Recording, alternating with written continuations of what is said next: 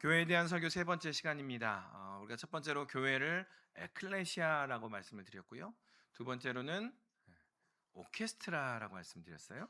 오늘의 제목을 보면 디아코노스라고 붙였어요. 따라서 한번 해보겠습니다. 디아코노스, 디아코노스. 원래 이 디아코노스라는 말의 뜻은 종이라는 뜻이에요.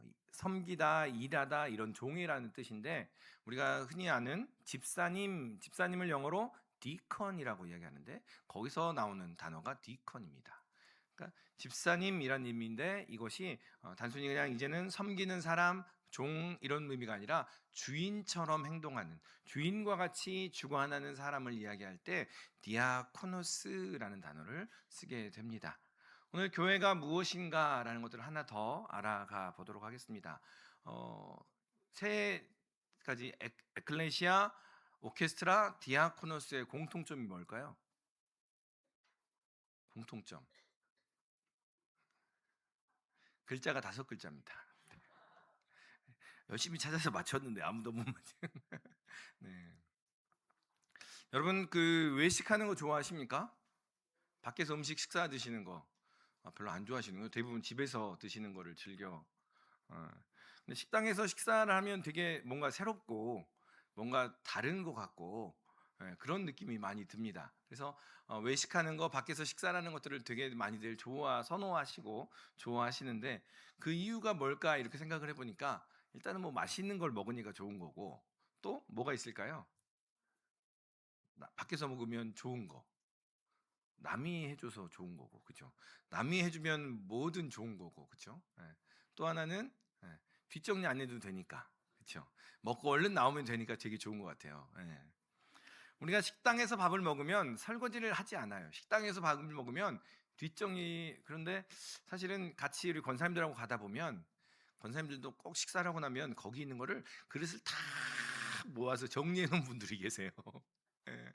근데 식당에서 식사를 할 때는 우리가 그렇게 하지 않아도 괜찮은 그런 자유함이 있지요.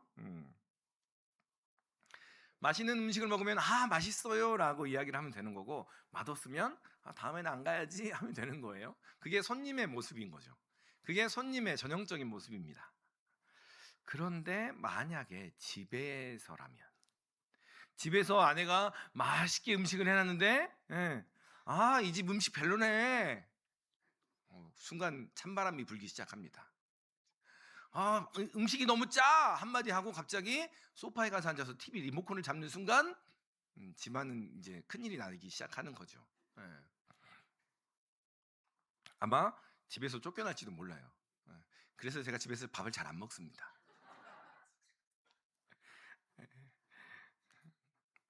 여러분은 교회에 오실 때 어떤 마음으로 오셨습니까? 손님의 마음으로 오셨어요? 주인의 마음으로 오셨습니까?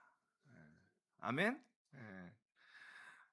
교회 오실 때 식당에 온 평가단의 손님으로 그런 마음으로 오셨습니까? 아니면 함께 이루어가고 만들어가며 함께 은혜를 나누는 그러한 주인의 마음으로, 여러분 주인의 마음으로 이 자리에 함께 하신 줄 믿습니다.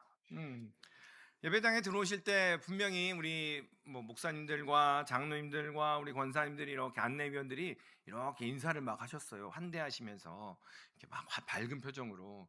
도대체 이분들은 왜 이렇게 인사를 하시는 걸까요? 한 분이라도 더 인사를 하면은 목사님들께 인센티브가 나가나요? 그러지 않거든요. 예.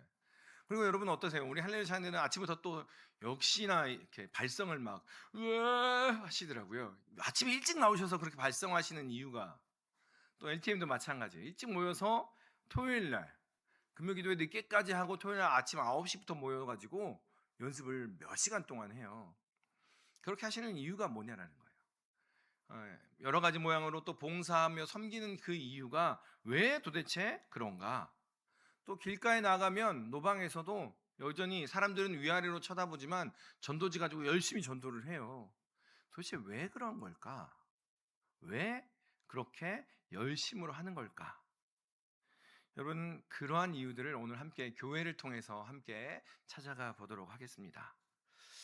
여러분, 그 맛을 혹시 기억을 하시나요? 예수님을 처음 만났을 때 감격했던 그 맛.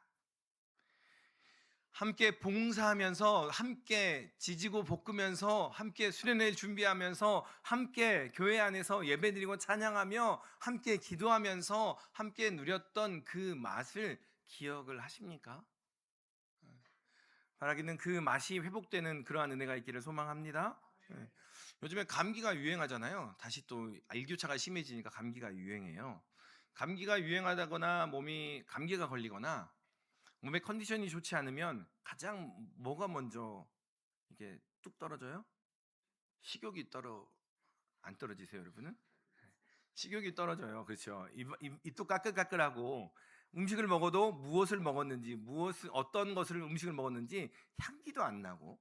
그래서 감기가 걸렸을 때는 더 잘 먹어야 된다고 이야기를 하는데, 뭘 먹었는지도 무엇을 마셨는지도 모른 채로 그렇게 할 때가 있더라는 거예요. 신앙생활하면서도 혹시나 그렇지는 않냐라는 겁니다. 주일날 정말 좋은 시간에 나와서 이렇게 예배를 드리는데, 어떠한 맛으로 예배를 드리는지, 어떠한 향으로 예배를 드리는지 알지 못한 채 그냥 앉아 있다가 가는 그러한 일들이 없기를 소망합니다. 예. 감기가 걸리면 그런 맛을 몰라요. 다시 말하면 우리가 손님으로서 여전히 예배에 참여하게 된다면 그 깊이 있는 그 맛을 알지 못하더라라는 거예요. 주인으로서 주님께서 우리를 부르셨습니다. 주님께서 우리를 주인으로 부르셨으니 그 주인의 모습으로 나아가면 그 참된 맛을 알게 되더라라는 거예요. 먼저는 주인으로서 그 교회의 본래의 모습, 참 모습을 맛보기 위해서 우리가 가장 먼저 점검해야 될 것은 내가 그리스도께 속하여 있는가라는 거예요. 오늘 본문 말씀 앞절에 보면 너희가 이전에는 이런 모습이었다라고 이야기해요. 그리스도를 모르는 사람이었다라고 이야기하고 그리스도와 관계없는 사람이었다라고 이야기를 해요. 그리고 나서 바울이 예수님을 통해서 말씀하시는 것이 예수로 말미암아 그 모든 벽들이 허물어졌습니다. 이제는 함께 나아갈 수 있게 되었습니다. 우리가 그리스도께 속할 수 있게 되었습니다라고 말하더라는 거예요. 다시 말하면 이런 겁니다. 내가 예수 믿습니다라는 것은요, 옆에 액세서리를 하나 더 몸에 달겠습니다라는 의미가 결코 아니라는 거예요. 내가 예수를 믿습니다라는 이야기는요, 내가 액세서리 하나 더 달아서 뭔가 그것을 더 치장하고 더 멋지게 보이는 그런 모습으로 나를 드러내겠습니다라는 이야기가 아니고, 예수 그리스도로 말미암아 내 삶의 가치관과 내 삶의 모든 것들의 의미를 다시 써 내려가겠습니다라는 의미라는 거예요. 여러분, 예수님 믿으십니까? 네. 예수님 믿습니다라는 이야기는 그 예수님의 역사로 말미암아 내 삶의 이야기를, 때로는 외롭고요, 때로는 너무 힘들 때도 그 이야기조차도 예수님으로 한번 써내려가 보겠습니다. 그래요, 집을 팔아야 돼요, 아니면 매매를 해야 돼요, 이런 것들조차도 모두 다 예수님과 더불어 이야기를 써내려가 보겠습니다 라는 이야기가 바로 예수님을 믿겠습니다라는 그러한 의미라는 것을 기억하시기를 바랍니다. 그 예수님으로 인해서 나는 어떠한 존재인가, 그 예수님으로 인하여, 그 십자가로 인하여 나는 세상은 뭐라고 이야기합니까? 세상은 도구라고 이야기해요. 짓밟히기 전까지 버텨. 그게 너의 역할이야. 세상은 그렇게 이야기를 해요. 빼앗기기 전까지 있는 거 다 써봐. 그리고 너를 드러내봐. 네가 얼마나 부유한지, 얼마나 영광스러운지, 얼마나 멋진 사람인지 너의 흥과 너의 모든 것들을 통해서 다 드러내봐. 그게 너의 모습이야 라고 세상은 이야기합니다. 그런데 우리 주님께서는 그렇게 말씀하지 않으세요. 여러분, 한 사람 한 사람 물론 뭐라고 말씀하십니까? 여러분은 죽음을 이길 수 있는 존재들입니다. 아멘?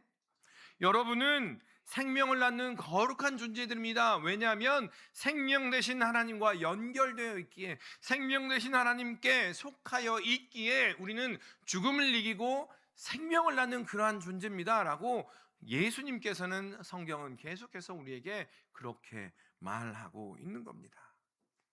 교회가 무엇입니까? 교회를 정말 알고 싶고 교회가 참맛을 알기 원하신다면 그 주님과 더욱더 가까워지고 친밀해지는 그러한 은혜가 있기를 소망합니다. 주님께 연결되어 있을 때 주님의 지혜가 여러분과 함께 할 줄로 믿습니다. 주님께서 열어주시는 그 길을 보게 하실 줄로 믿습니다. 그런데 우리와 똑같이 이렇게 2000년 전에 이 세상에 연연하지 아니하고 주님을 더 알고 싶어요, 교회를 더 알고 싶어요 해서 모인 사람들이 있어요. 그 사람들은 어떤 사람들이냐면 에베소라는 지역에 살던 사람들이에요. 에베소라는 지역에 교회를 세웠어요. 바울이 교회를 세우고 거기에 임했는데 바울이 거길 딱 갔더니 그 에베소라는 교회는 구성원이 너무 다양한 거예요. 유대인이었다가 그리스도인이 된 사람이 있고요, 이방인이었다가 헬라인이었다가 그리스도인이 된 사람이 있고, 거기에 보면 이 에베소라는 지역에 아르테미스 신전이라는 곳이 있어요. 그 신전 아래에 유황가스가 이렇게 나와요. 그래서 그 신전 아래에서 그 신전을 지키는 제사장들은 그 유황가스에 취해서 신탁을 받는 그러한 일을 하는 그러한 사람들이 있던 거예요. 그래서 이 에베소 교회에는 어떤 사람들이 있냐면 신전에 들락날락거리다가 회심해서 예수 믿는 사람들, 그리고 부유했던 사람들, 뭔가 점치고자 해서 신전에 왔다 갔다 했다가 이제는 회심해서 예수님께 나온 사람들, 이 많은 다양한 사람들이 이렇게 모여있던 곳이 바로 에베소 교회예요. 그런데 당시에 에베소 교회는 어떤 교회냐면요, 지역이 어떤 지역이었냐면 너무너무나 물질이 넘치는 지역이었어요. 로마 전역에 있어서 가장 크고 가장 영화로운 가장 부유한 도시, 그러면 바로 이 에베소라는 지역이었어요. 그러니까 부유하고 넘쳐요. 쓸 것도 많아요. 쓸 데도 없어요. 그런데 이방 신전들은 너무나 많은 곳이 바로 에베소라는 지역이었어요. 그 지역에 교회를 딱 들어갔더니 이렇게 많은 다양한 사람들이 있더라는 거예요. 그들을 향하여 바울이 선포를 합니다.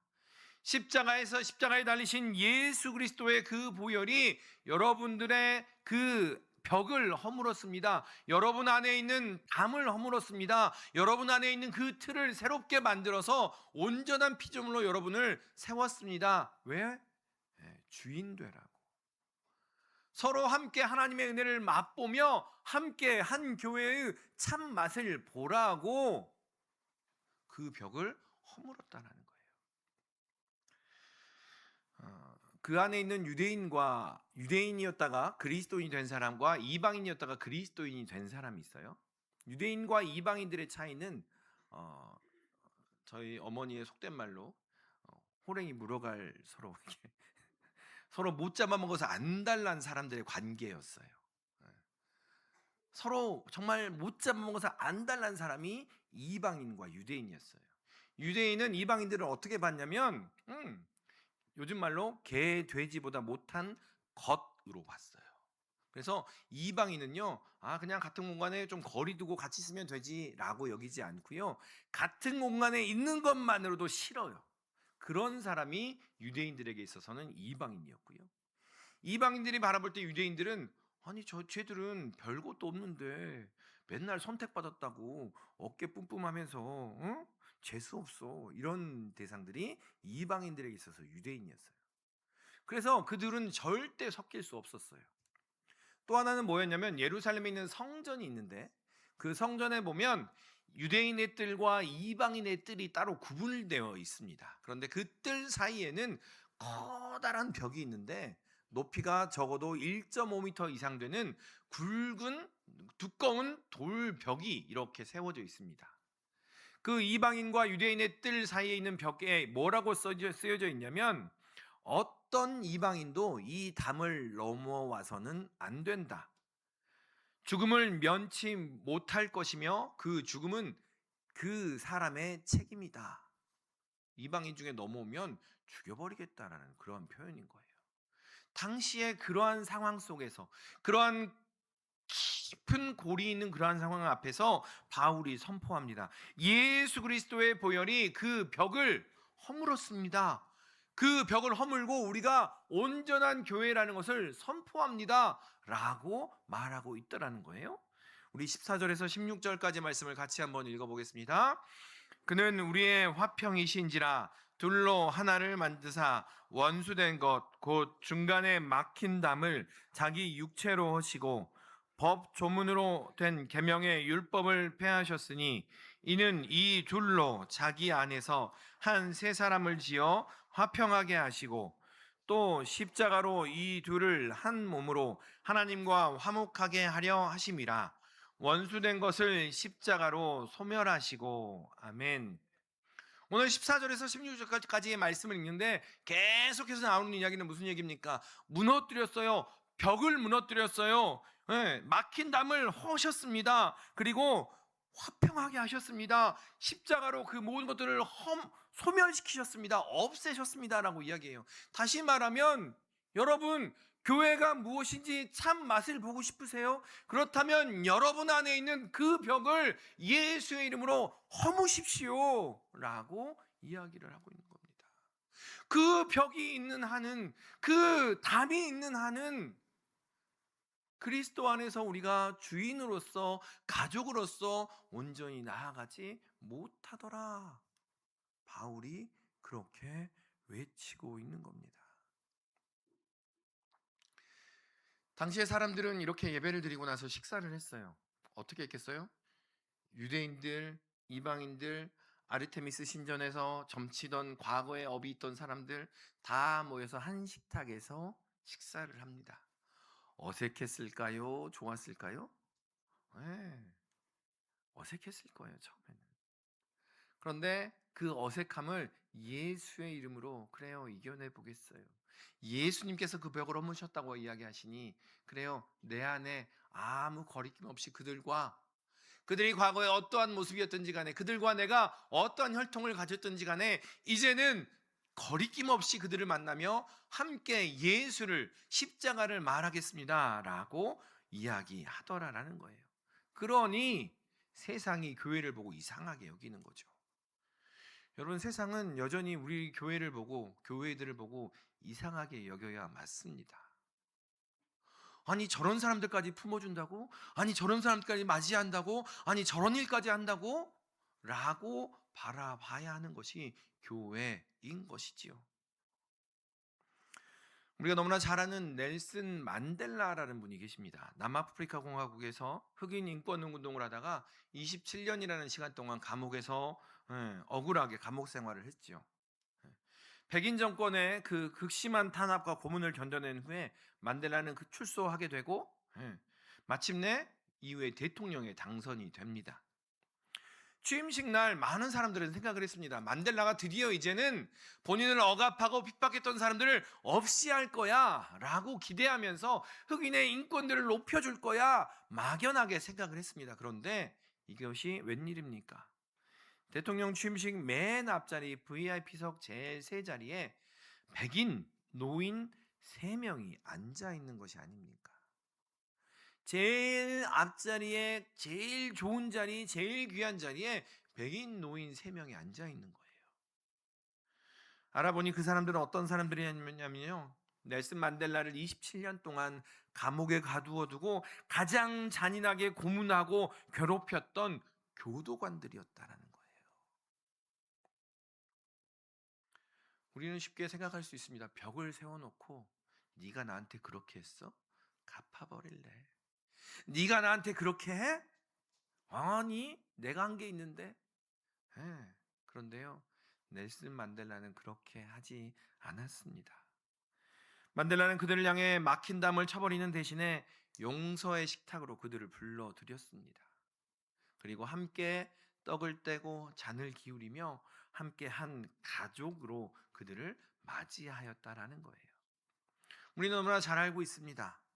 교회가 이와 같더라라는 거예요. 도저히 상종할 수 없고 도저히 용서할 수 없는 유대인과 이방인 사이에 끔찍한 담장을 허무신 것처럼 우리 안에 담장이 허물어질 때, 우리 안에 선입견들이 허물어질 때, 우리 안에 이미 가지고 있는 시선의 편견들이 허물어질 때 참 교회의 온전한 모습을 맛볼 수 있게 되더라라는 겁니다. 예수님께서 그 담을 허무셨기에 우리는 더 이상 손님이 아니라는 거예요. 그냥 왔다가 잠깐 먹고 가는 손님이 아닙니다. 우리 19절의 말씀 같이 한번 읽어볼까요? 19절입니다. 그러므로 이제부터 너희는 외인도 아니요 나그네도 아니요 오직 성도들과 동일한 시민이요 하나님의 권속이라. 아멘. 하나님께서 여러분을 하나님 나라의 식구라고 선포하십니다. 하나님께서는 여러분이 바로 우리 금폭교회의 가족이라고 한 사람 한 사람을 불러내며 인정하며 선포하고 계심을 믿으시기를 소망합니다. 오늘 말씀에서 성도는 이런 얘기입니다. 성도는 구약에서 사용한 선택받은 사람이라는 말의 그 의미가 성도라는 의미입니다. 권속이라는 말은요, 혈통에 초점을 맞춘 이야기예요. 하나님의 권속입니다 라는 이야기는 하나님과 똑같은 혈통을 가진 사람들입니다 라고 말하고 있는 겁니다. 이방인도 하나님의 권속이라고 이야기합니다.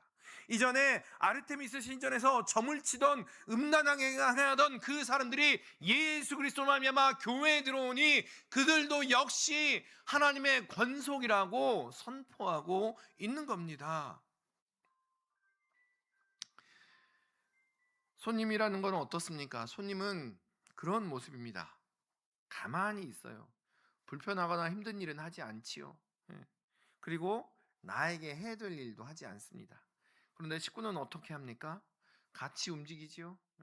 같이 상을 차리고 같이 설거지도 하고 같이 청소도 하고 계속 주위를 두리번 하며 뭐를 어떻게 정리해야 될지, 그것이 바로 주인의 모습이에요. 여러분, 주인이 좋아 보여요? 손님이 좋아 보여요? 손님이 좋아 보이잖아요. 사실은 우리가 그렇잖아요. 손님이 좋아 보이잖아요.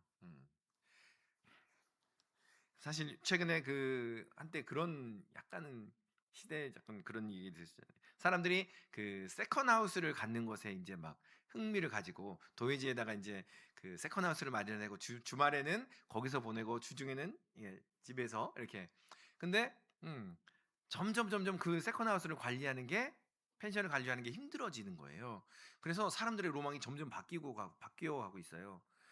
펜션을 갖기보다는 펜션을 가진 친구를 가져라. 왜냐면 관리하기는 쉽지 않거든요. 그거 관리하기는 사람 뭐 오는 것도 관리해야 되고 청소도 해야 되고, 그래서 펜션을 가진 친구를 사겨라, 뭐 이런 얘기가. 그렇죠. 손님이 좋아 보여요. 손님은 그냥 왔다가 좋은 것만 추려 먹고요, 좋은 것만 가지고 그냥 가면 될 것 같아요. 손님은 뭔가 합시다 라고 할 때 안 가도 될 것 같고 안 가도 괜찮을 것 같은 그러한 마음이 손님의 마음이 있는 거예요. 예수님께서 계속 사명을 주시고 말씀을 주셨는데 여전히 손님과 같이 한 걸음 두 걸음 쫙 뒤로 물러나서 어떻게 하나 보자. 그렇더라는 거예요. 그게 손님의 모습이더라는 거죠. 그런데 여러분, 기억했으면 합니다. 손님은요, 결코 주인의 상속자가 될 수 없다라는 거예요. 손님은 주인의 그 상속자가 될 수 없습니다. 주인의 권한과 권세와 주인이 그 능력을 물려받을 수 없다라는 거예요. 잔치는 신나요, 좋아요. 그런데 잔치가 마쳐지면 그 손님은요, 그냥 가야 되는 거예요. 이전에 본인의 본래의 자리로 가는 것이 바로 손님의 자리입니다. 인생의 거대한 폭풍이 몰아칠 때 손님으로 머무는 것은 아무도 나를 보호해 주지 않는다라는 거예요. 그런데 가족이 된다는 건 뭡니까? 가족이 되면요, 치우기 싫은 쓰레기도 같이 치워야 되고요, 정리도 해야 되고요, 음식물 쓰레기 뭐 여러 가지 많은 것들을 같이 수고하는 것이 가족이며 주인의 모습이더라라는 거예요. 여러분, 이제 날이 요즘 많이 풀리니까 여행들 많이 가시지요? 근데 질문을 한 가지 던져야겠어요. 왜 예전에는 이야기 다 하시고 주일날 빠지면 말도 하고 가시더니 요즘 말도 안 하고 휙 가세요? 알려주고 가세요. 어디 가는지. 걱정해요. 찾고 왜 안 나오셨을까? 우리 목사님들 힘들어집니다.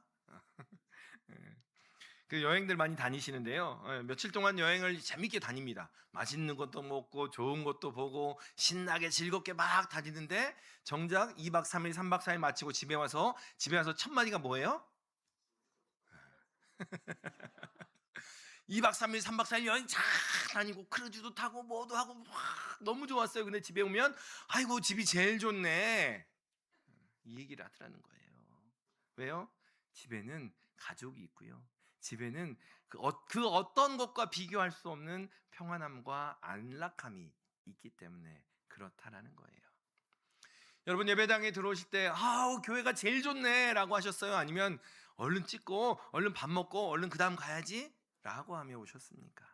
바라기는 여러분의 삶 속에 아 교회가 제일 좋네라는 그러한 고백이 여러분에게 나오기를 소망합니다.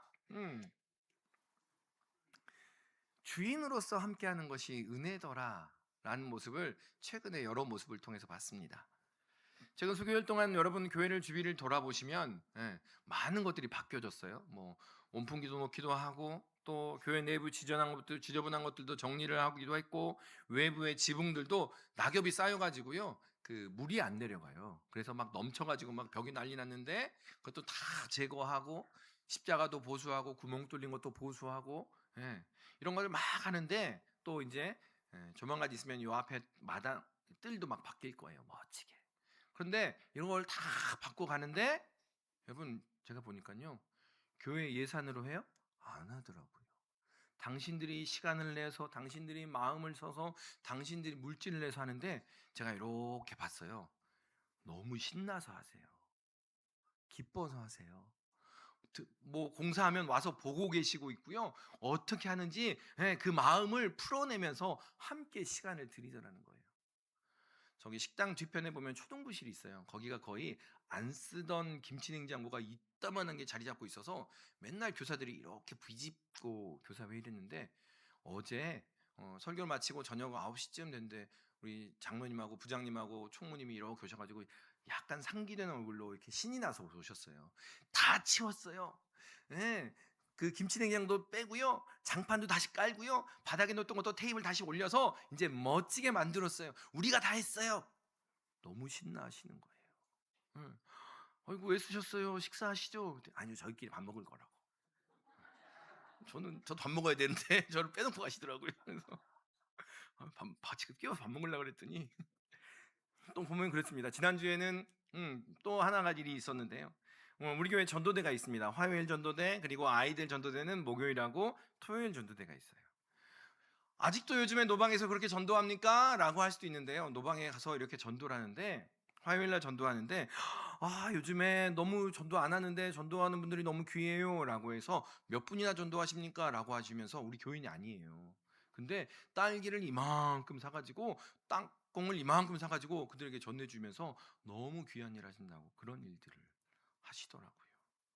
또 여전히 어떤 분들은 전도하는데요. 여전히 민원을 넣은 분도 계세요. 그래서 이번 주에는 전화가 교회를 많이 좀 받았어요. 근데 이것을 뭐 질서를 어기면서 전도합시다라는 의미는 아닙니다.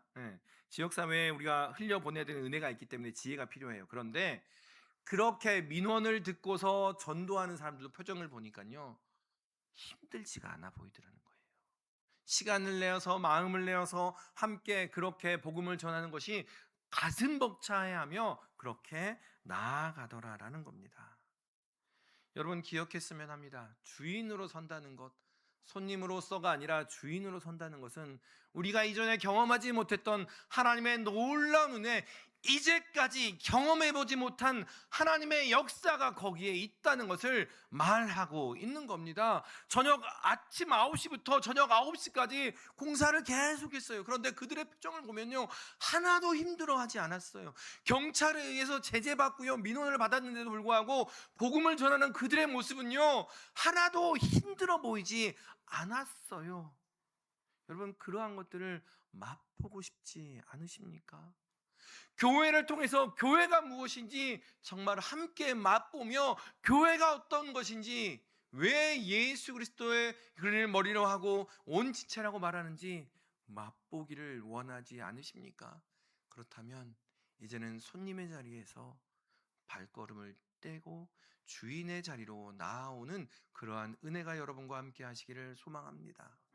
네, 물론 쉽지는 않을 거예요. 왜냐면요, 엉덩이가 무겁거든요.